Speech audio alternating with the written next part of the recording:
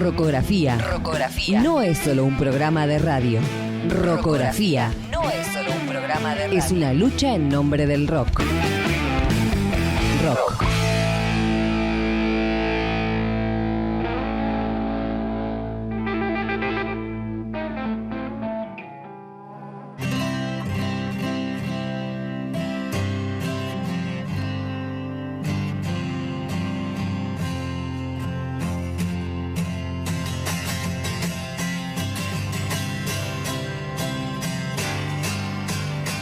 Seguimos en Rocografía 18 y 35. Lo que estamos escuchando es un gran tema que no es acústico, que arranca acústico, que es la presentación de un disco. Esto es Brandenburg Gate. Esto es el tema número 1 de este Lulu, que cumple 10 años. Lulu es un disco hecho entre Lou Reed y Metallica, y vamos a hablar de este disco tan denostado por la crítica. Escuchamos un toque cantando a Lou Reed y la banda con ese juego, pero ya vamos a hacer un poquito más de detalle sobre esto para ver cómo los extremos se juntan, no extremos desde lo musical, sino en carreras que iban cada cual por su camino, en realidad, cuando los caminos se juntan, mejor dicho, no extremos. En 2003, Lou Reed publicó un álbum doble de The Raven, El Cuervo, basado en la obra de Edgar Allan Poe. En 2004 publicó una remezcla de su canción Satellite of Love, que alcanzó el número 8 en las listas, o sea, enseguida. Muy bueno. En 2007 lanzó su álbum en solitario, Hudson River Wine Meditations, influido en sus prácticas de yoga. Él tiene mucho con el Qigong, con el yoga y con el Kung Fu. De hecho, hay shows donde hay gente haciendo prácticas de Kung Fu mientras él toca, no sé, Perfect Day, ejemplo. Claro. Hay un video de lo de Jules Holland, no lo vamos a traer hoy porque no vamos a hablar de eso, pero donde hay un practicante de Kung Fu al lado de él mientras él y su banda tocan al lado del chelo, está el chabón tocando, practicando. Decíamos eso. En 2010 grabó a dúo con Damon Albarn, es el líder de Gorillaz. O sea, una carrera muy grosa. Y en 2011 se mete a un estudio, en abril de 2011, hace 10 años exactamente, se mete a grabar el último disco de su vida, de su carrera. Claro. Él fallece en 2013 después de un montón de hepatitis, diabetes y de un cáncer que lo terminó. Le llegó la factura de alguna manera, sí. Toda de golpe. Una vida dura y difícil. Un extremo, un camino, el otro camino, Metallica, qué decir, ¿no? Venía un ascenso, digo, imparable, ¿no? Aún así con los problemas que tuvo desde lo personal y desde lo musical también, no sé, a ver, claro. Black Album, Load, Reload, el SNM, por ejemplo, de Los Ángeles, que hizo en el 98, el discutido Zen Anger también, y después, antes de esto, estaba Dead Magnetic, ¿no? En 2009. Tremendo disco. Que fue como la vuelta al estudio, claro. y a una reivindicación como banda que muchos queríamos, ¿no? Exacto. Queríamos volver a escuchar eso. Mucho estadio, ¿no? De tocar donde se le cantó el culo, o sea... Sí. Tope de gama. Sí, creo que eso también les dio mucho aire para poder hacer lo que se les cantaba. Claro. Pero conociendo las influencias y los gustos de Metallica, ir a elegir a Lou Reed fue algo, al menos sorprendente. Yo cuando conocí que venía este disco, dije, o sale algo tremendamente trascendental, o una poronga. Una cagada atómica. Nuclear. Entonces es como que en esa dualidad, en esa cuestión de haber tenido un disco tan bueno como Dead Magnetic, con una vuelta al trash más trashero de Metallica. Con un sonido actual, digo, ¿no? Con un sonido actual, con todo lo bueno que fueron esas canciones. Se esperaba algo bueno, algo demasiado bueno. Entonces por ahí puse mis expectativas muy altas, pensando también en una banda que es una banda de mis preferidas. Totalmente. Entonces, vamos a ver el encuentro de Metallica, en realidad, cómo se produce ese cruce, ese crossroads, ese cruce de caminos entre Lou Reed, digo, un crack total, y Metallica. El origen de la colaboración entre Lou Reed y Metallica tuvo lugar en octubre de 2009 tras participar en el concierto del 25º aniversario del Hall of Fame, donde ellos tocaron con Ozzy, no sé si se acuerdan. No lo quiero traer ahora, pero para que lo tengamos en cuenta. Si querés subirle un toque la cortina, pues tiene música muy bajista. Tocaron ellos. Después de la actuación, ambas partes dijeron, che, qué bueno que estuvo, claro, podemos hacer algo juntos. Y digo, hay una conexión entre ellos dos, entre ellas dos, digo. Estamos hablando de los 4 jinetes del oeste de Estados Unidos, digo, una banda trascendental, fuertísima, por donde la mires, ¿no? Ya con Death Magnetic, digo, esto 2009. Y ya consagrada, ya estaba, no necesitaba nada. O sea, Metallica no necesitó Death Magnetic, pero es un álbum que dijo, che, ok, estamos de nuevo acá. Claro. Y somos esto, y con todo lo que contrajo, ¿no? Digo, no piensen que hubo en el medio, entre Senager y eso, hubo muchos quilombos personales, muchos problemas, sobre todo con adicciones, con James Hetfield. Espero que esté recuperado de su... Sí, viejo, pero recuperado. De su problema. Sí, en eso alcohol. está. Queremos. Porque tuvo una recaída hace poco. Tremendo. Techo concha. Claro, No, ahora está mejor. Yo lo vi en imágenes que en meses le cambió la cara directamente. Después, entonces dijimos, bueno, che, pará, juntémonos, hagamos algo, vamos al estudio. Abril 2011, nos metemos en el estudio solo por algunas semanas. Es realmente un proceso de un álbum, sobre todo de dos artistas que no tocan. Un artista lo preproduce, se mete al estudio un tiempo, unas semanas, graba y listo, terminamos. Era una prueba y error. Acá tenés dos mundos diferentes, son dos universos diferentes, ¿no? Y esas algunas semanas era justamente por eso, a ver qué pasa con estos dos mundos diferentes que se chocan. Capaz que nos matamos y se terminó todo. ¿Se acuerdan Ozzy tocando con Metallica los temas de Black Sabbath? Sí. Paranoid, por ejemplo. Claro. O sea, estuvo muy bueno, pero era sonaba Metallica. Era Metallica, sí. No era Black Sabbath, ¿entendés? Estamos hablando de Ozzy, no estamos hablando de un artista. Estamos hablando de metal puro, ¿entendés? Claro. Y la banda era metálica, sonaba Metallica, no hay chance que suene. Ellos suenan a una forma. No, está en la sangre, está en las venas.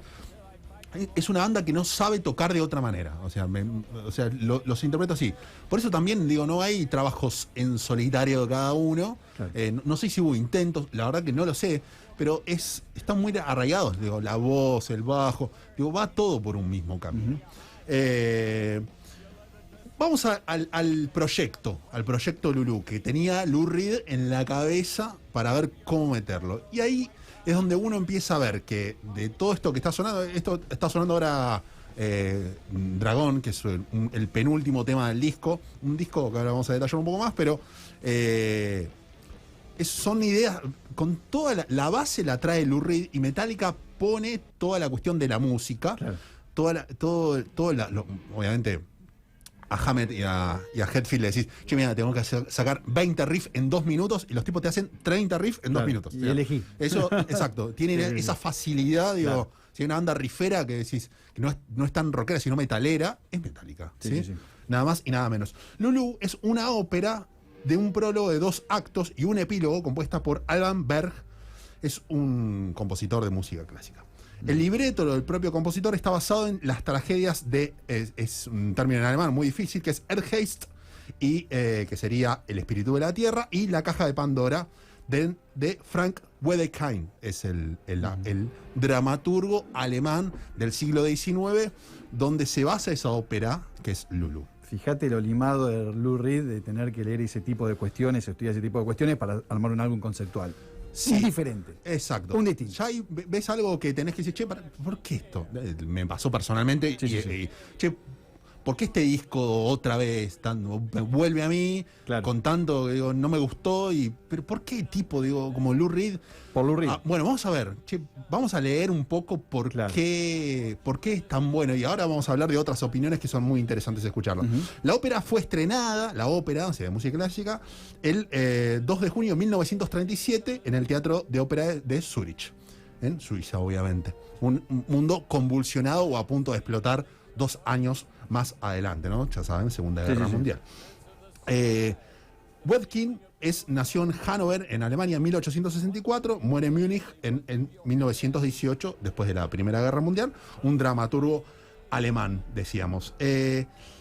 El trabajo de él, que a menudo criticaba las actitudes aburguesadas que había, especialmente con el sexo, y es considerado una anticipación al expresionismo. El expresionismo es un movimiento cultural que surge en Alemania a principios del siglo XX, ¿no? Que tuvo mucha ramificación en artes plásticas, cine, teatro, arquitectura, danza, fotografía, etc. Estamos hablando de principios del siglo XX. Un movimiento cultural muy grosso que surge en Europa, en Alemania en realidad, que se desparrama a toda Europa. Hay muchas obras, pero todas las obras están... O sea, Wedgkin es como un adelantado del feminismo. O sea, el tipo ponía el rol de la mujer y el rol sexual de la mujer, digo, en vidriera y bajando un poco al hombre donde correspondía. Entonces, eso ya a Lou Reed, digo, una carrera con Velvet Underground y mismo, no sé, Transformer. Lou Reed siempre el tema del sexo y lo sexual siempre está en sus letras. En Lulú pasa lo mismo. O sea, Lulú vuelve a hablar de lo mismo, vuelve a poner ese tema del sexo ahí en cada una de las letras de este disco. Un tipo con una libertad sexual abierta, confesa, desde siempre, donde en Nueva York era visto, estamos hablando de los 80 o antes, era visto como un bicho raro por su sexualidad y su forma de expresarlo. Y tiene que ver con esto que el tipo se estuvo leyendo seguramente o escuchando esto o admirando a este tipo desde hace mucho tiempo. Exactamente. En la ópera del 37 que se publica en Zurich, el prólogo dice lo siguiente: el domador invita a los asistentes a visitar el zoológico del circo, donde podrán ver exóticas fieras, entre ellas una gran y venenosa serpiente que no es otra que la propia Lulú, reflejo de la primera mujer, Eva. Eso es lo que hace, lo que dice el prólogo de la ópera del 37. ¿Sí? A Lou Reed había tenido un problema similar con el de Lulú. Lou Reed muere en 2013. En 1973 tuvo un problema que después de Transformer, un gran disco de él como solista, digo, él la rompió con Velvet Underground. Pero su carrera solista es monumental. Es tremenda, digo, la banda es genial, digo, pero después los laburos solistas son geniales. Él tuvo un problema después de Transform, un disco espectacular.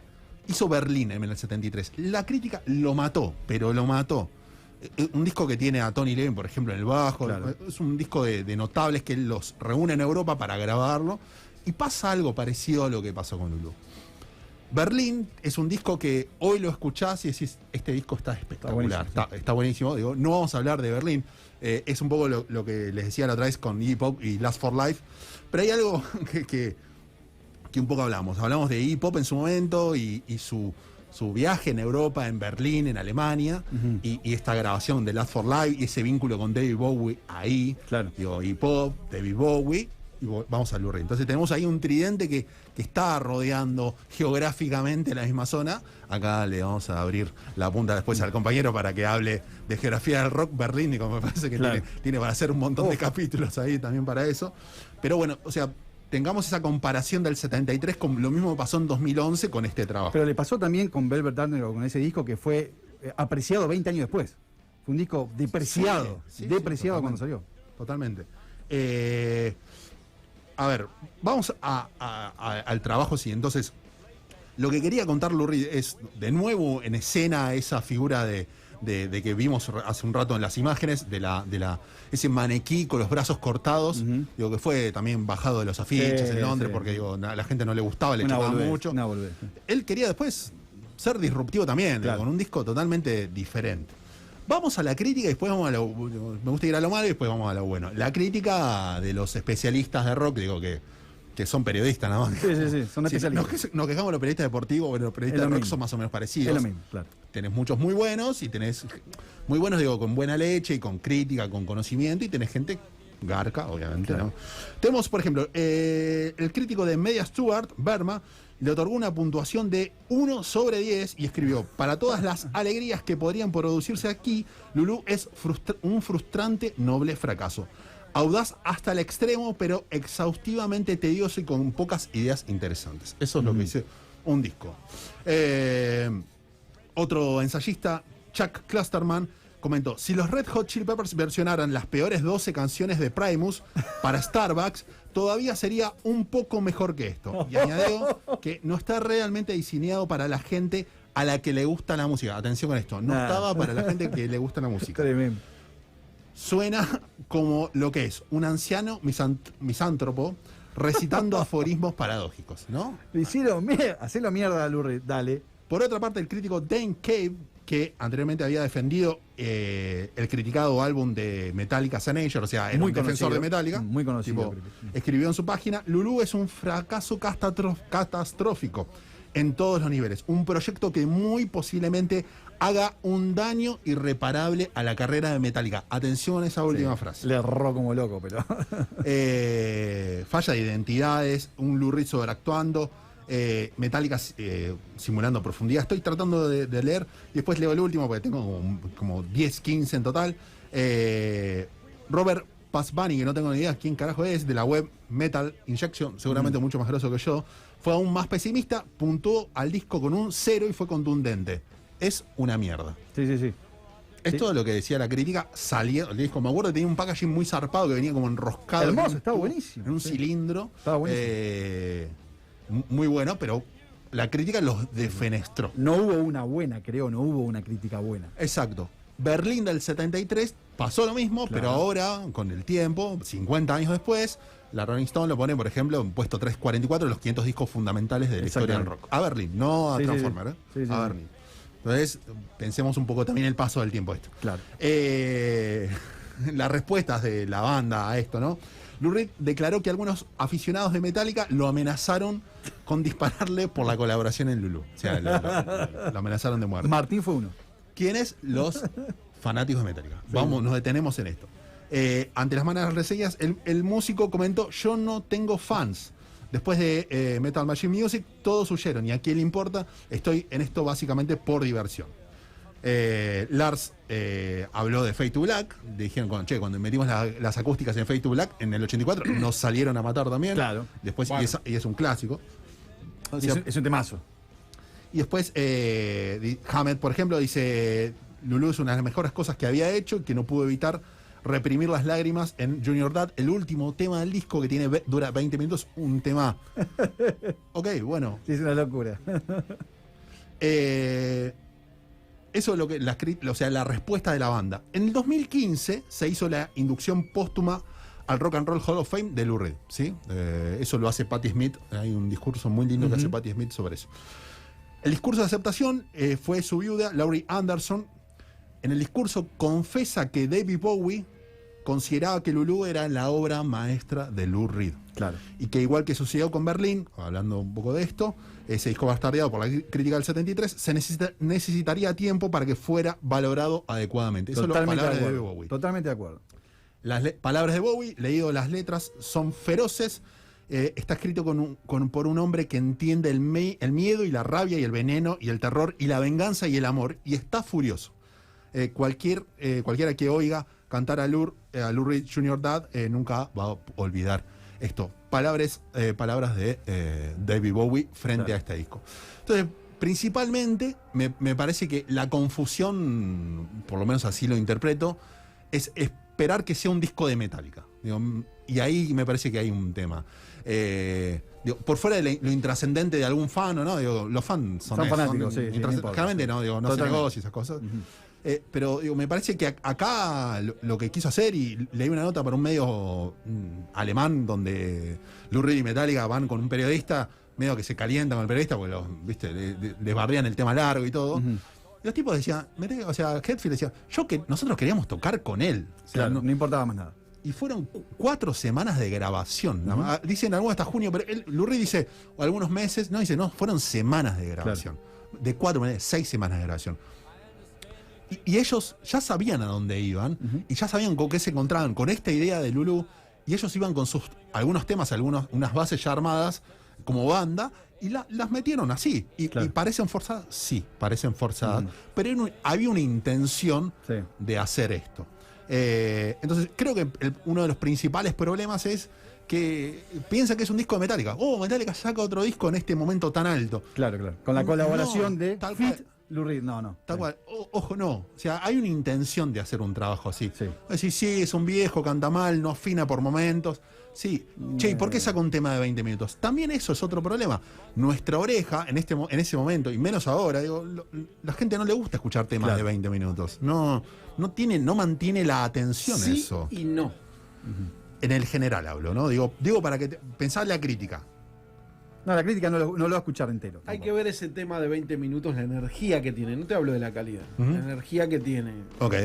Un tema de Metallica de 9 minutos, como All Nightmare Long. Es difícil de decir. Sí, mal. Tiene 9 minutos y pico y tiene un solo tremendo. Y vos lo escuchás y te juro que te cansa, pero lo disfrutás. Es como correr los 100 metros llanos. Para Metallica es largo. Para Metallica, haciendo una base y Lou Reed hablando o cantando encima, se te hace largo, más si no entendés lo que dice. Entonces, habría que analizar el punto que decís vos que es muy importante, si es un disco de Lou Reed o es un disco de Metallica. No es un disco de Metallica. Metallica podría haber ido a cocinarle a Lou Reed mientras hacía el disco, que seguramente ya lo tenía pensado. Y me parece que yo, siendo Metallica, creo que cualquiera, si lo ves desde este punto de vista, se pondría de este lado. Vos sos Metallica, ya estás consagrado, lo que decía al principio, no le tenés que rendir cuenta a nadie. Viene un héroe que cuando vos tenías 18 años y empezaste a tocar, ves que viene Lou Reed, que ya escuchaste todo, que era hiper mega grosso. En el 80 el chabón ya era viejo y ya estaba fuera de órbita en los 80 porque la época de oro de Lou Reed fue en los 70. En los 70, en los movimientos de Nueva York, ese underground tan artístico que tenía él, a los New York Dolls, a un montón de bandas. A Nico, que estuvo con ellos, Andy Warhol, toda la movida artística de Nueva York. Toda esa movida artística que era como underground. Claro. Bowie fue al underground de Nueva York, un tipo que Bowie también tiene una carrera difícil, ¿eh? Sí, muy difícil. La carrera difícil muy difícil. Para viéndolo de este lado. Yo escucho Sigue Stardust y no es un disco que diga wow, es, no sé, el primer disco de los Who. No, es un disco difícil y se nota que los tipos fueron buscando y se nota algo más, que nunca transaron con la gran industria y las grandes disqueras, sino que le dieron máxima prioridad a su arte. Entonces, no me importa, no negocio mi arte. No te negocio hacer una canción de 3 minutos, no te negocio hacer nada. Y eso les cuesta caro, y es su punto de vista y es su manera de hacer las cosas. Lou Reed no era un cantor, no era un músico, era otra cosa, era un artista general. Vos ves cómo hacían los discos, las tapas de los discos, los artes, los happenings, esos que hacían, donde había mucho más que música. Y con todo eso le vas a decir a Metallica, te cruzaste con Metallica, te pareció bien y de repente vos sos Lou Reed y te pareció algo novedoso y estético y original tener una banda de thrash metal recontra consagrada, pero una banda de thrash metal detrás de tu lírica y detrás de tus canciones. Me parece que desde ese punto de vista, sí, el tema es que se presentó en ese momento como un álbum de Metallica más Lou Reed. Y eso fue un error comercial tremendo. Pensando en la cabecita comercial de Lars Ulrich, que el chabón te vende... Sí, la familia. Te vende lo que sea madre, todo, y lo comprás. Porque lo comprás. El chabón se le cruzó no meter solos de guitarras en Saint Anger y vender una batería que sonaba a una cacerola. Y el chabón lo vendió y hasta fue novedoso en ese punto. Quizás le faltó una vueltita de tuerca para darle un sentido un poco más justificado de ese sonido. Pero bueno, en definitiva, me parece que va por ahí. Por esa cosa lo hablábamos con Juan Albertis hace unos meses, sí, y le decía, date una oportunidad de escucharlo de nuevo. Solo eso, después, si no te gusta, está todo bien, digo, está en cada uno, es eso, gusto. Este tema de Dragon, que tocan en la televisión alemana, digo, que se pelearon con el conductor antes de tocar. Qué bueno. Sobre todo Lou Reed, digo, que lo bardea. Que le está leyendo.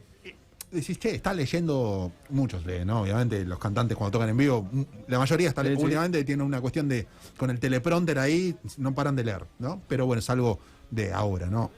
No pasó siempre.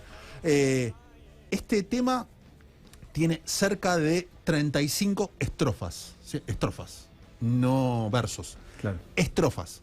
Entonces, y hay creo que 3 que se repitan. Memorízatelo si tenés huevo. Entonces, también digo, hay una idea que habla de Dragon, es muy interesante la letra, escucharla.